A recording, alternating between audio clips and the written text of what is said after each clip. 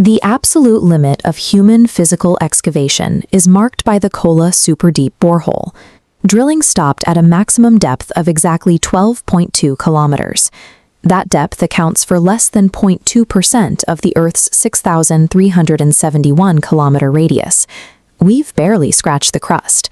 Yet modern geophysicists have mapped the remaining 99.8% of the planet's interior with high precision, detailing distinct layers, temperatures, and pressures to the center. The primary methodology used to derive this map relies on the combination of high-pressure mineral physics and global acoustic tomography. Acoustic tomography is the measurement and analysis of how seismic waves generated by earthquakes propagate through the varying densities of subterranean rock. By tracking the speed and trajectory of these waves, we can map a direct descent from the crust to the core, observing how physical boundaries form where thermodynamic thresholds are crossed. The Earth's entire interior architecture is the result of a continuous equilibrium between crushing hydrostatic pressure and extreme thermal gradients. The planet's outermost solid shell is unevenly distributed. Continental crust averages 35 kilometers of granitic rock, while oceanic crust compresses into 5 to 10 kilometers of denser basaltic rock. Immediately beneath these layers lies the first major internal boundary, the Mohorovicic discontinuity, commonly known as the MOHO. This depth versus velocity graph shows how seismologists proved the boundary exists. When seismology P waves reach the base of the crust, they accelerate sharply, indicating an immediate shift into the denser rock of the mantle. While the MOHO marks a compositional change, the crust and the rigid uppermost section of the mantle remain mechanically locked together, forming a single unit called the lithosphere. This combined lithospheric shell is what fractures into the distinct tectonic plates that incrementally shift across the surface. The discovery of the MOHO established that the Earth is a system of distinct chemical and density layers separated by stark structural boundaries. Between 100 and 250 kilometers deep, the lithosphere yields to the asthenosphere. The rock here is entirely solid, but under immense pressure and heat, it exhibits plastic rheology, meaning it deforms and flows over long timescales. This slow, solid-state flow provides the mechanical friction that drives tectonic plate movement and forces magma upward to initiate deep volcanic activity.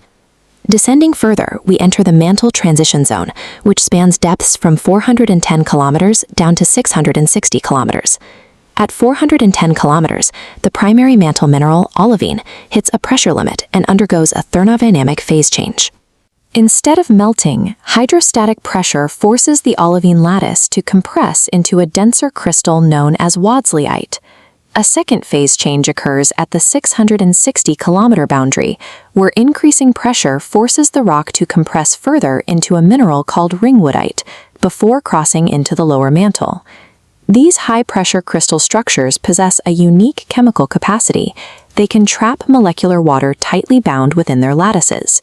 Current mineral physics estimates suggest the transition zone may hold more trapped molecular water than the combined volume of all surface oceans.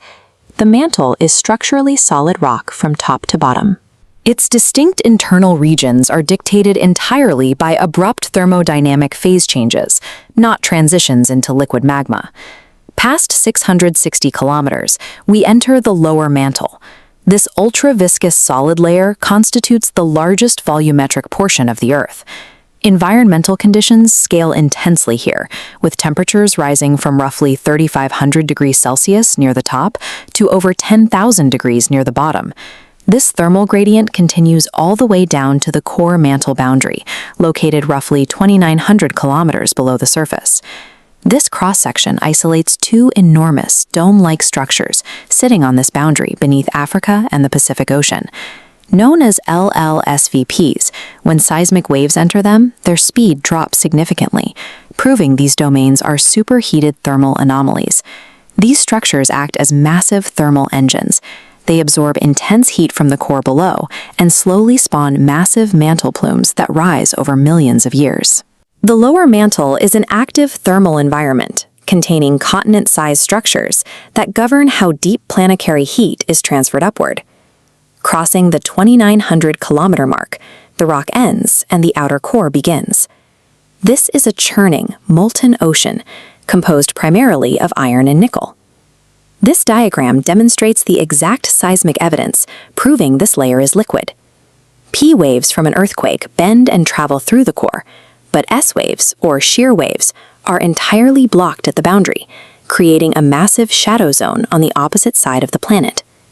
Because S waves physically cannot propagate through a liquid medium, the geometry of this shadow zone provides definitive proof of a molten outer core.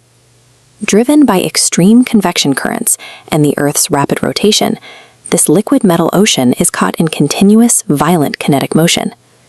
This specific mechanical movement operates as a vast planetary geodynamo, generating the Earth's magnetic field. Without this churning liquid iron sustaining the magnetosphere, the planet's surface would be fully exposed to deadly solar radiation.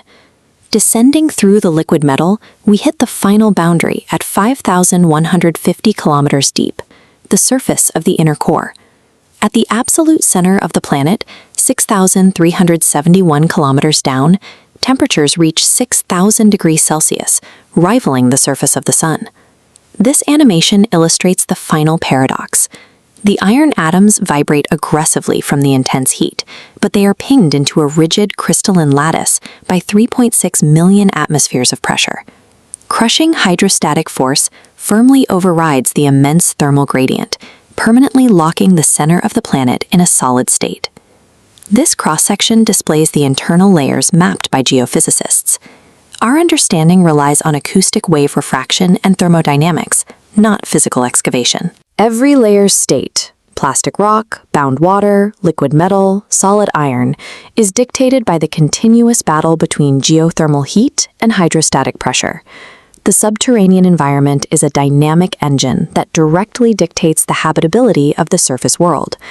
Every seismic wave rippling through the planet acts as a sonar ping, transmitting the hidden architecture of a world we will likely never touch.